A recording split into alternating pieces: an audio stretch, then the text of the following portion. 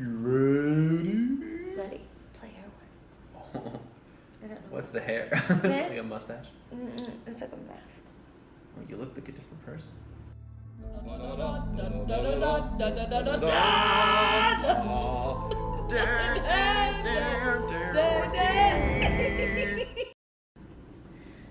Hello, folks! I can't wait to say so long. So long, folks. Welcome To another episode of Game of Thrones! Da-da-da-da-da-da-da-da. This was season 2 of episode 7. Did you do that on purpose? Oh no! This is episode 2 of season 7. It took me a minute to figure out what we meant. I was like, is it not? No.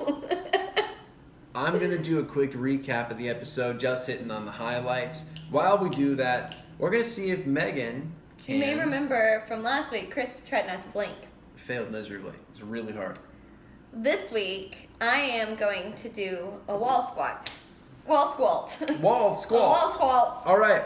Here comes our wall squat highlights reel. It's not going to be quite a reel. It's going to be me talking about what happened in the episode. I'm going to try to remember as much as I can. Ready, set, go! So it all began with Jorah Mormont being seen in the Citadel with the Maesters, where the Maesters are essentially taking a look at his grayscale and seeing if there's anything to be done. They pretty much decide, nope, you're gonna die. If you were anybody but a knight, we'd send you immediately to go rot and die with all the other grayscale people, but because you're a knight, you get 1 day. Samwell was not happy about that, so later on in the episode, he ends up carving off, oh shit, we should probably say spoilers. At some point later on in the episode, he ends up carving off Jorah's skin, essentially doing the incredibly painful cure for grayscale. Only one person has ever succeeded in pulling this cure off, and it was a maester in the past who cured grayscale twice, only to die of it himself. We also saw Daenerys Targaryen with Tyrion Lannister, the Queen of Dorne, and the people from the Iron Islands, whatever their names are, Theon Greyjoy and whatever his sister's name is. Do you remember his sister's name? Nope? Okay. Whatever her name is, and they're all at the kind of battles... Oh yeah, that lady Tyrell was there too. Whatever her name is, the queen, Marjorie's mom, Grandma. Yeah, that's right. They were all at the kind of military plotting station in Dragonstone, thinking about what they're going to do for the war. Now, Tyrion's idea was to go ahead and have the Greyjoy lady take the Queen of Dorne and go ahead and transport them closer to the Iron Throne, where the Lannisters live, so they can start fighting to take back the castle. In the meantime, Cersei's going to gather up her army to go to Casterly Rock and try to take that one back. They're going to try to just kind of attack en masse. Now, what they didn't remember, or didn't know, is that Euron Greyjoy, who is Theon and the other lady's uncle, is out there on the water right now. He's the most famed and dangerous pirate in all the land, and he's out there just to collect some prizes so that he can convince Cersei to marry him later on down the road. It's an action-packed episode, folks. Now, next. Next. What else happened here? Arya shows up at a little tiny pub. She meets a guy she knew from a really long time ago when she was first escaping King's Landing. I don't know what his name is, but he was a cute... Bread boy. I don't remember what his name was, though. But he's a cute little dude. He made her some bread. They ended up talking for a little bit. She said that she was on her way to King's Landing to go essentially kill Cersei. And then this boy essentially told her, hey, guess what? You should just go back to Winterfell because that's where your brother is. Now, she doesn't know, he doesn't know that Sansa's also there, but it's enough for Arya to go ahead and start making her way back to Winterfell to see Jon. It was an awesome moment. She abandoned her mission and started to head back to Winterfell. On the way, she ended up running across a pack of wolves that were led by her old pal Nymeria, the direwolf that she had since he was a kid and led off into the wild. Jon received a summons from Daenerys Targaryen, who was connected by the Red Woman. It's an interesting plot twist. He was summoned to go to Dragonstone to essentially kneel and commit himself to Daenerys Targaryen. Now, he essentially blew it off because he wasn't too interested, until he realized that Dragonstone also holds all the dragon glass in the world, and he can create the weapons he needs to defeat the army of the dead. Cool. So, he tries to convince everybody to allow him to do that, and people were less than enthused until he offered up a great possible ruler in his stead. I feel like I'm missing something here. Oh yeah, Grey Worm, our favorite army, our battalion leader of the Unsullied, has a beautiful, intimate moment with the handmaid from Daenerys's troop. We believe her name is something like, it begins with an M, and she's from the island of Narth. I think it was a recap. Missing anything? You never told us who Jon Snow said would be the leader. I was gonna say that for later when we talk about here. Okay. The leader's Sansa Stark. Littlefinger. Littlefinger, before Jon Snow leaves to go to Dragonstone, taking along with him the Onion Knight, the guy who is Sir Davos. Before they head off to go to Dragonstone, Littlefinger essentially confronts Jon down in the crypts and says, "Oh, hey, guess what? I love your sister just like I loved your mother," which is super creepy because he was actually in love with Jon's, well, not Jon's mother, but with Catelyn Stark. So Jon, not at all threatened by this, essentially threw Littlefinger against the wall and said, "If you ever touch my sister, I'll kill you." Now, Littlefinger's not too terribly worried about it, but he does have Brienne of Tarth to face up against if he ever wants to try. Another story from the crypts, though, before we end, this will be the last thing before Meghan can get off the wall, is the nasty, creepy maester from Cersei's community of people has developed a weapon to kill dragons. Now, it's totally speculation. They don't know if it's going to work, but it's a really, really high-powered spear cannon that can shatter a dragon's armor and skeleton. So we'll see if that means anything. All right, that's a really quick highlight recap of the week. Meghan, get on off that wall. I had to straighten my legs a couple times, but You did better than I would have. That's intense. Meghan has really strong legs. I'm tired now. I bet you are. So now we're moving into awards segment. Now, if you remember from our last time that we did Segment. Sack the men. If you remember from our last one of these videos, we give away 4 awards every single week, and those awards are the most badass. The most likely to die. Yes. The person with the biggest twist. And All the fails. so do you want to start us off? Yes. So we are going to give most badass this week to a duo. The duo of Sam and Jorah. Yes. As Chris mentioned in his recap, Sam, I think, was super badass. Yeah. Because, like Chris said, there had only been one person ever to remove grayscale and heal grayscale, and he caught it.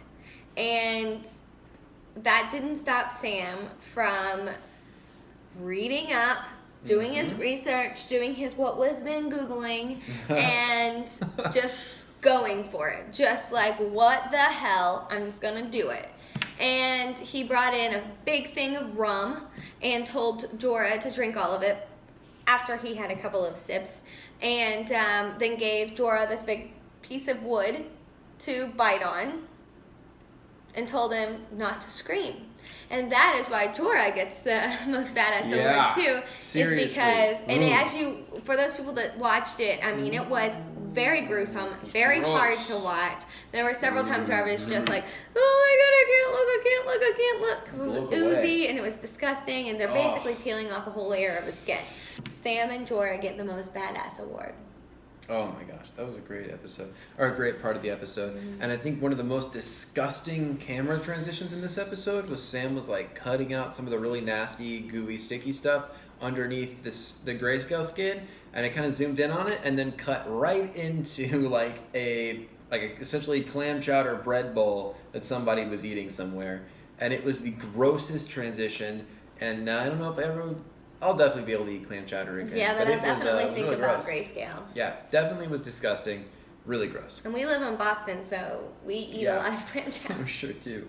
Less now, but still. Okay, most likely to die award from this episode, we're going to give to Grey Worm. Now, there's 2 reasons for this. The first is because they kind of set him up for it. We saw the first half of Daenerys' army kind of get destroyed before anything even began, and that was when they were sailing to King's Landing and just destroyed by Euron Greyjoy. Oh, they were sailing to Dorne to drop off the Queen of Dorne, but they were just destroyed by Euron Greyjoy, just obliterated by him. Now, the other part of her army is going to go to Casterly Rock, which is the kind of household stronghold of the Lannisters, and try to take that from them.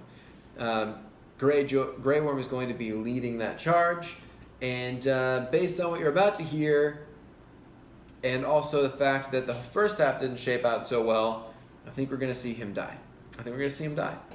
So all the feels also goes to Grey Worm. Mm-hmm. Specifically during the sex scene, I think everybody was very excited for this particular relationship to get connected and to actually come to fruition, because it's been so fun to watch. It's been fun to watch, and it's not actually like come to fruition for real. Leading up to that, Grey Worm is talking to his love and is telling her that growing up he never had any fears. He wasn't the strongest, and he wasn't the smartest. Bravest. He wasn't the Oh, smartest. he wasn't the strongest. I just said that. He wasn't the strongest, and Or he the wasn't the strongest. smartest. But he was always the bravest, and nothing gave him any fear. He talked about when he was in training with the Unsullied, and they would make everybody face their fears and either die facing their fears or survive and then make them no longer fears. But he never had to go through that because he never had any fears. And he said until he met her, meaning he loved her and was afraid she would die and afraid he would die because he wanted to spend time with her. Yeah. So just hearing him express that, and then hearing them, express their feelings for each other, and then just the whole sleeping together, all of that, it really tore at your heartstrings. So because of that, and because he's going to Ghastly Rock, it seems like they're setting him up to die pretty soon. Now, of course, our runner-ups for this award were the Queen of Dorne and whatever Lady Greyjoy's name is. Not Greyjoy. Greyjoy, Theon Greyjoy's sister. They're both probably poised to die pretty soon because they're being shuttled off to King's Landing as tokens for Cersei. So that just leaves one more award for this week, which was the Biggest Twist Award. Now, this one goes to our buddy Arya. Now, we love this part of the episode. Arya's been so set on killing Cersei. It's been one of her top things. She just couldn't dream of anything but that. It's one of the reasons why she went to the Faceless God in the first place, was so she could learn how to take the lives of these people that ruined her family. So she was making her way to King's Landing to go kill Cersei. She's told several people that so far. She's totally stalwart in that decision until she meets an old friend at a bar who mentions the fact that her bastard brother is now the King of Winterfell, the King of the North. And she immediately, her face lights up, she immediately pays her tab and leaves, starts making her way back in the literal opposite direction of where she was headed, to go back to Winterfell to see her brother. She still thought it was being held by the Boltons. She had no idea at all. She thought the whole Winterfell was being held by the Boltons. So I'm so pumped about that, because that also means that she's not only going to be reunited with Jon at some point soon, but she's also going to be reunited with Sansa, which is going to be a whole lot of fun to watch. And they both have such intense hate towards Cersei that I think that they will, that'll be an interesting pairing. And they've both changed so much since they last saw each other. They've both gone through so much and grown so much. It's going to be so cool. Especially Sansa. Arya has always been a little bit like this. She has kind of been a little badass. She's changed a whole lot, but she's always been much more of a badass than Sansa. That's so true. I think it'll be interesting. But she's grown so much since then too. But I think it'll be interesting for her to see Sansa the way that she is. That's so true. Our segment next is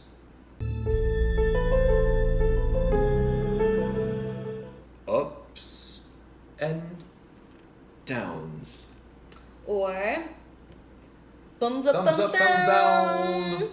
So during this piece of the show, oops, sorry about that. We talk about two of our favorite things in this episode and two of our least favorite things about this episode. Whether it be dialogue, people, storytelling, specific events that happened, just whatever we liked and what we didn't like the most.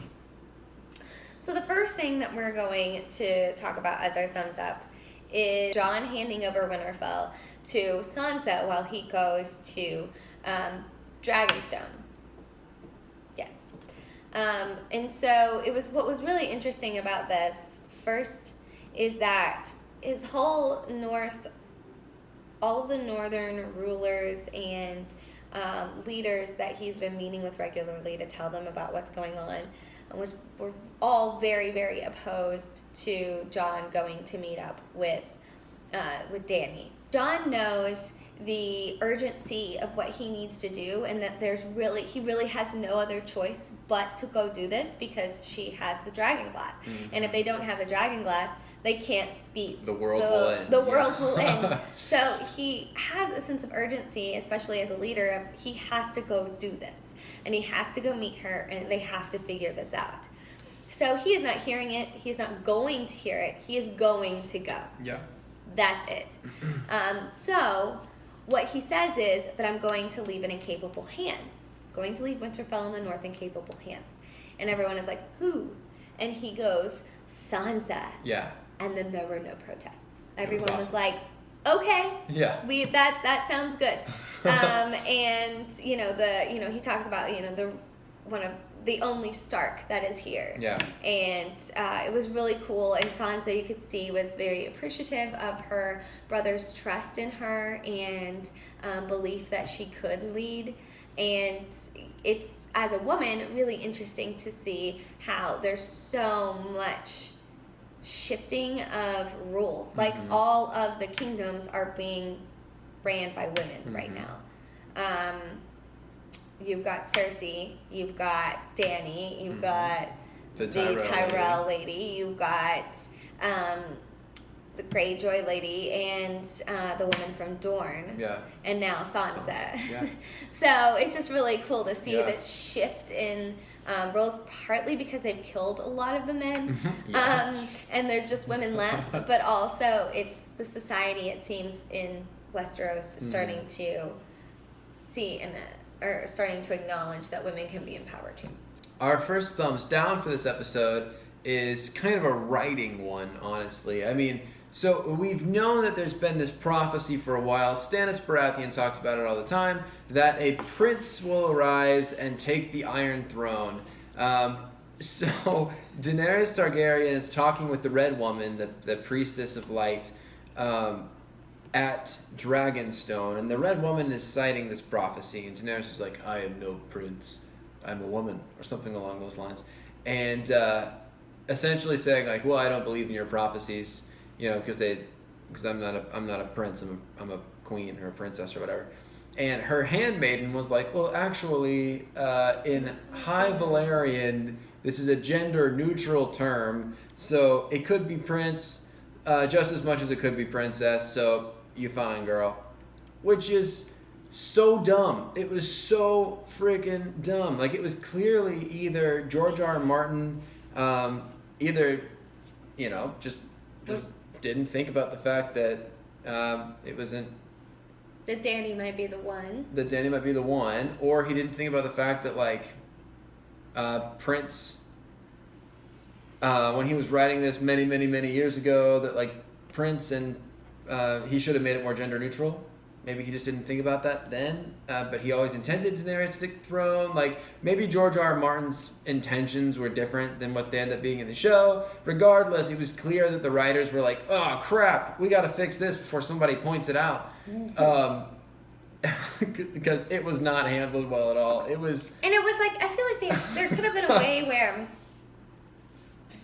the woman, when she was quoting the scripture, quoting the prophecy, could have said the prince, or princess, or just kind of said it in a more subtle way. Yeah. But the way that they broke it out and had this, like, 3 people conversation about it and talked about being gender neutral, like, it was so forced in such modern terminology that it just made no sense whatsoever. If the Red Woman could have corrected whoever had said it the first time and been like, no, the text says there will be a ruler that takes the throne, that arises and takes the throne. Like, they could have easily gone that route to make it more gender neutral.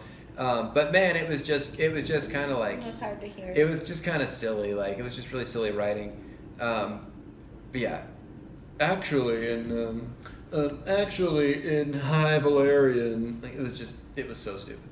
All right, that was our thumbs down.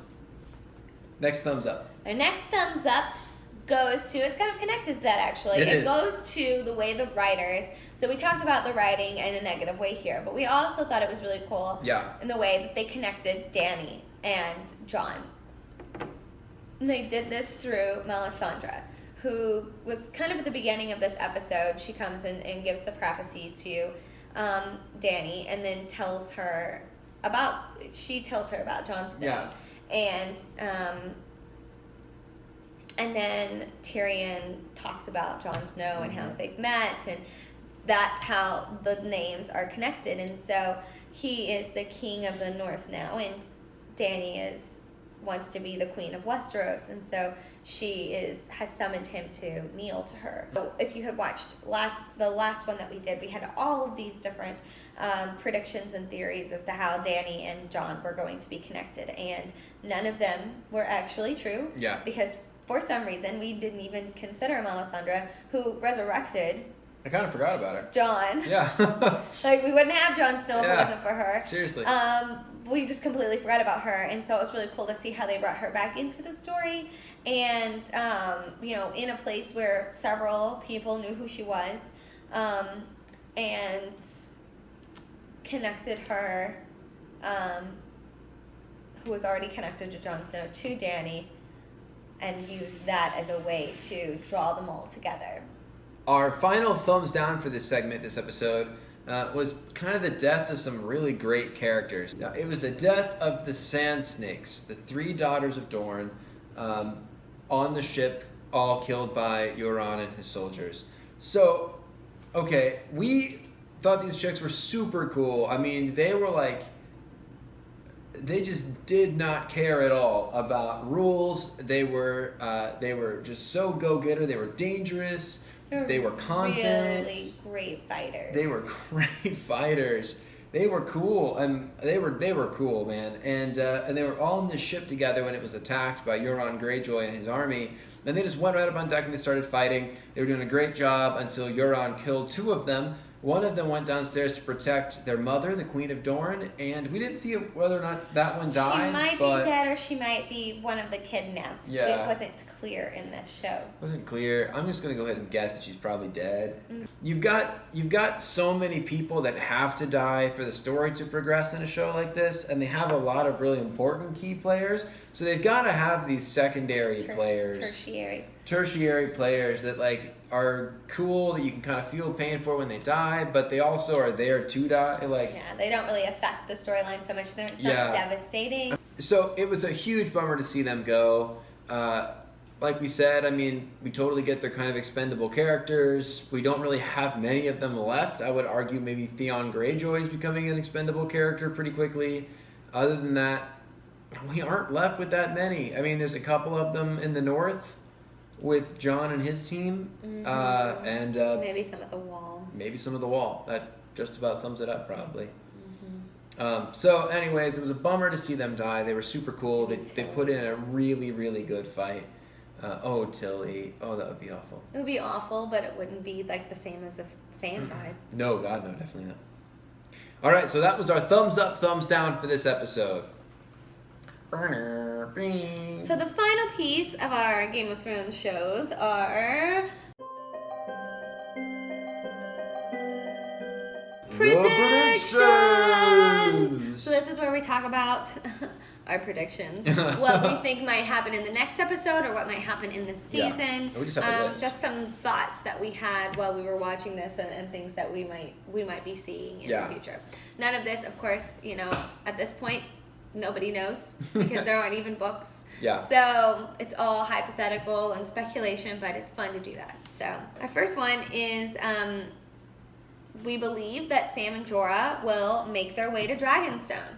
What we're hoping is that I'm sorry, I just saw the second one. What we're hoping is that they'll be there when Jon is there. So Jon and Sam get connected again. Jorah and Dany are back together, and he generally creates this sense of confidence and this sense of trust that Dany doesn't necessarily have when Jorah isn't around. Yeah. And so That's a if good point. Jorah is, there and says, these people can be trusted, this man saved my life, this man believes that Dragonstone is the way that's going to save the rest of the world. Here's Jon Snow saying our world is going to, who cares about the Iron Throne at this point? You're not going to have anywhere to rule if the world is destroyed. I think that kind of combination of people in Dany's life to kind of push down Tyrion from, controlling what she's saying, or kind of controlling her perspective on all of the Iron Throne and all of that might be a really cool next piece of the story. Okay, so Sam and Jon have a long history. Sam now knows a whole bunch about Dragonstone. Jon knows a little bit about Dragonstone, knows that he needs to get there. Jorah is the son of G.R. Mormont, who Sam and Jon both served under when G.R. Mormont was the Lord of the Wall, the captain of the Night's Watch. Mm-hmm. Now, if you remember back in, I think it was season 3 or 4, Jon killed him to show to the wildlings that he was a traitor, essentially. He killed G.R. Mormont, took his sword, and ended up in the wild with wildlings. Now, that's Jorah Mormont's father, which is intense. Sam figured that out this season, and that's part of why he's kind of fixing up Jorah, is because he kind of owes it to him. Mm-hmm. Even though Jorah would never say that because he is kind of exiled from his family. Now, along with that relationship, Jorah traveled with Tyrion Lannister for a pretty long time. Tyrion was there when Jorah got touched with Grayscale and kind of left him. Or Jorah kind of abandoned them, really, because he knew that he couldn't really stick around. And then Jorah is in love with Daenerys Targaryen. Daenerys Targaryen, I would say, kind of sees Jorah like an older brother, like an old brother, or some kind of father figure. I say it's more like a father figure. Yeah. But maybe... She just really respects him. Yeah, she loves him too. She's not in love with him, but she loves him. Yeah, totally. It's very familial. So it's interesting that there's that little package of people that are about to come together. All of them are tied together in very different ways, but they're all really important to each other's lives. Definitely. There's another person that we think is going to head that way, and this is one of our least favorite characters at this point, Theon Greyjoy, formerly known as Reek. Stupid dude. We finally saw him starting to take back a little bit of his confidence, and then I don't know, man. And then he was on this boat when his uncle attacked. Everybody was fighting. He was fighting. We saw him kind of using his sword again and doing a good job, which is kind of cool. Chris even mentioned it's so great to see him fighting again. Yeah. And, getting back to the way he used to be. I thought he was starting to reclaim himself, And then his uncle kind of captured his sister and was holding his axe to her neck and was essentially come and get her, man, come and get her. I'm going to kill her, then I'm going to kill you, is essentially what he was saying. And Theon, you saw that look in his eyes, His that look. fear that he had when he was Reek. He just started blinking, and then he dropped his sword and jumped off the boat into the water. What an So our idiot. prediction for this upcoming week is could be that he goes to Dragonstone, goes back to tell Dany what happened, or probably what's more possible is that he will be eaten by a shark. That's what we hope, anyway. We hope Sharknado comes and eats him. Just sucks him right up into it. Sucks him up. Oh, man, so sick and tired of Theon Greyjoy. So, I'll touch on that one. our next one... I touched it. Oh. Is kind of obvious. We have the gift that what's his name? Euron? Euron, not Urine. Euron Greyjoy has promised Cersei. He has now taken the Queen of Dorne and potentially her daughter, as well as the leader of the Iron Islands, and has both of them. So we're suspecting that this is the gift that he will be giving to Cersei.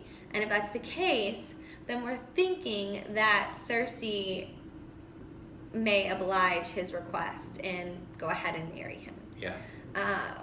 We had this conversation yesterday that is kind of mirroring a lot of what Jaime used to be like when Cersei and him were younger, and when we saw them at the beginning of the episode, or the beginning of this show, and then just different lore and stories we heard about Jaime in the battlefield. And so he was a little bit crazy and didn't have any kinds of moral standards for himself. He'd just do these crazy things just for the sake of war and just to get whatever it is that he wanted. And now he has a bigger heart. He's more logical, and it'll be interesting to see how that all plays out. But we feel like there might be a wedding sometime this season with Euron and Cersei. Yeah. We'll see what she thinks of his prize or his gift to her. Gosh, that's crazy. This is a small one, but knowing Jon, we don't think Jon's gonna... He's summoned by Daenerys Targaryen, right? And when she summons him, she says to all of her friends that are with her there in Dragonstone, and he will kneel. He will kneel. That's what he says. That's what she says. Now, we have our own feelings about that because, like, Daenerys Targaryen has always been somebody that's a little bit less like that with people that are known to be trustworthy and honest and kind and just great people. Everybody in that room seemed to like Jon. Everybody likes Jon. He's a great leader. It was just kind of weird to see her respond that way, but, you know, whatever. She's trying to take over the world. But she's going to ask Jon to come meet her at Dragonstone. Jon's essentially going there to try to strike up enough of an alliance to, like, mine for Dragonglass. We don't really think he's just going to be like, yeah, sure, I'll bend a knee to you. He's going to need something in return. He's going to need access to the mines. He's gonna need something. I mean, Jon's not interested in war. He said it over and over again. He's just kind of interested in protecting the world. Yeah. He's not interested in being a king. He said that in this episode. At Winterfell. So he doesn't want to be a leader. He just wants to fight. That's what he said. Exactly. I think he's just concerned about the fate of the world. I mean, at this point in time, he's the only person other than Sam and a couple of the people at the wall. and the wildlings that are at That's right.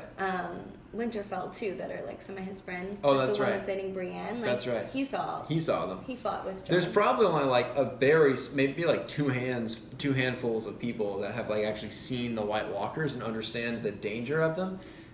So I just love that, like, I can see Jon just kind of like having no time for the semantics of war and like bowing down to new rulers and all that kind of stuff. I feel like Jon's just going to be like, whatever. I mean, whatever it's going to take for me to get this army of the dead defeated, fine. So, small prediction, but we just think that something's going to happen pretty soon. So, we think that Arya obviously will make it to Winterfell in the next couple of episodes. She'll connect with Sansa and be able to help them in whatever way that they need help. She's got the cool power of being able to take on other people's faces, and you know, maybe that will come into play in their desire to kill Cersei. Maybe she'll go ahead and leave and go down there and try to kill her in a much more interesting, deceitful, unexpected way, while everybody else is battling and everything. So we do still feel like Arya will be the one to kill Cersei. Maybe taking the face of the mountain, maybe taking the face of Jaime. Who knows? There's so many things that could happen. So it'll be interesting to see that. But we know Arya will make it to Winterfell. Yeah.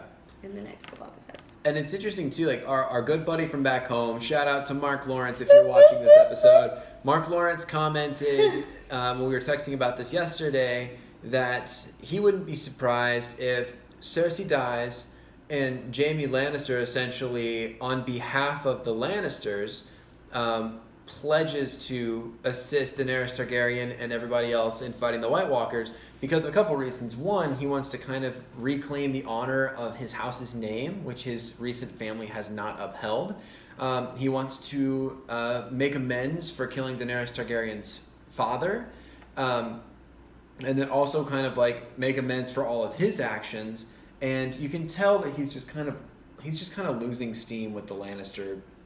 Well, and I was going to say on top of it, like, he never really had beef with Tyrion either. Like, he didn't. He let him live. Yeah.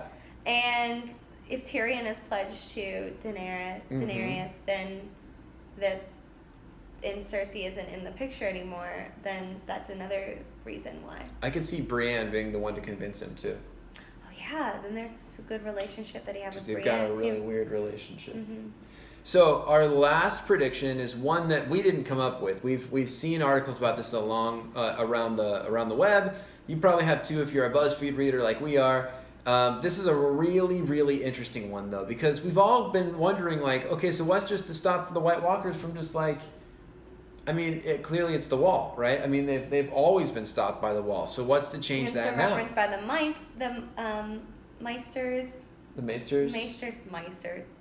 I'm just a he Meister. Oh. But the Maesters, and that the wall is there, and why is Sam? Why are these people getting so upset? Like, the wall is always protected. And this article that we saw online, and we'll link it up in the comments below, has been really, really interesting. It's an interesting point that in the opening credits of the first couple seasons of this show, when they kind of zoom in on the area of the wall, you'll see that it's kind of flanked by water on both sides. The water on the both sides is just crystal clear, very much water. Everything else is snow and ice, but it's definitely like just really, really cold water. And that's part of what makes the wall so powerful, is that people can't just like get down there. And there's a whole lot of like it's treacherous to get through that water too. It's not just like ocean that you can sail ships past. It's like it's a really well fortified, really well defended area of the world, which is why they've been able to hold it for so long with such small groups of people. Okay, so what I'm going to do is go ahead and kind of put in a slowed down kind of clip of what that looks like in the early on seasons of the opener. So I'm going to link it up here in the video. Go ahead and give it a watch, and keep your eye to the right of the wall and look for the water over there.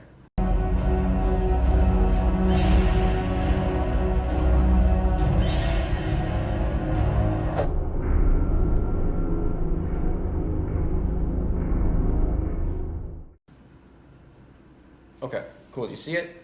Definitely water on the side of the wall. All right, so keep the exact same attention on season 7's, the season that we're currently on. I'm going to show it to you here in just a second.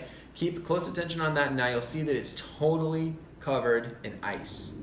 The water is totally covered in ice.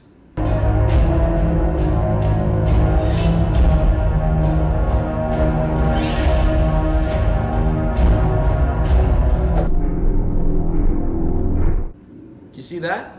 So that's the prediction that these people are making, is that because this kind of magic and resurrection of winter has come back around, the kind of fjords that surround the wall are being frozen by the kind of power and the magical power and just the depth of cold, and that's going to allow the army of the dead to literally just walk right around the wall, just walk right around it, which, if that happens, will be incredible. And I don't know how whoever found this. I mean, that is one hell of an eyeball to catch that kind of thing. Yeah. Because it's only a quick flash of a second. Like, I'm going to try my best to slow it down in the what you saw here, but it's a quick flash of a second.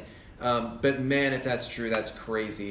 And once again, our good buddy Mark Lawrence, who had that idea about Jamie, also had this interesting idea that because he and I were talking about how at this point in time, like the army of the dead are freaky, right? Like, they're definitely a scary army of people.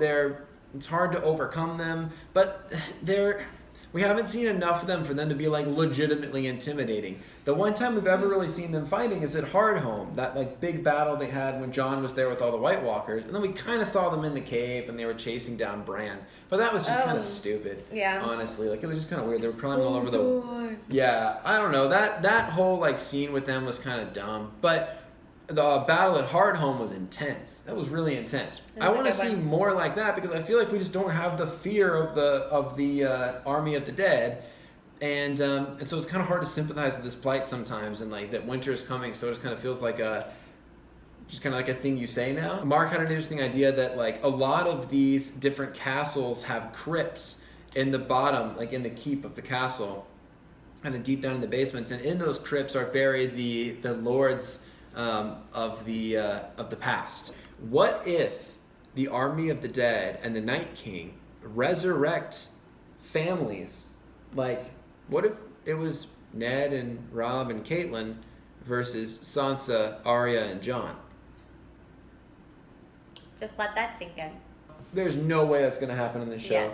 But it's a really interesting thing to think about, that like that is a power that the Night King has, and that's the kind of thing that would make me kind of quake in my boots a little bit, of like that he can literally just raise anybody from the dead and make them extremely dangerous, and oh man, that would make it intense. All right, so I think that's all of our predictions for the week. Think so? That was a lot of predictions. Yeah, we got carried away in our conversations after the show. Yeah. But it's fun That's to why we're making these. hypothesize. And it's Exactly. fun to think about what could happen on the show and let your imagination kind of run. Yeah. All in all, we thought this episode was a whole lot better than the last episode. We felt like the Yes. writing was better in this one. Yes. That battle was one of the most gruesome battles we've ever seen on the It was show. intense. It was really cool. And the cinematic quality of it was incredible. Like it was a great It was episode. a really good episode. It felt like old school Game of Thrones. What are your predictions Yeah. for the upcoming season? What are some of the things, or do you think some of our predictions are correct or some of them are way off? You know, we'd love to hear from you on what you think about what you thought about the show, and then what you think some things might happen, what some of the things are that might happen this season. All right, don't forget to give this video a big old thumbs up. Thumbs up. And subscribe to this channel and share it with all your friends. We'll be making continued videos like this, and there's all kinds of other great shows that we absolutely love that you'll be likely seeing more and more episodes about coming up soon.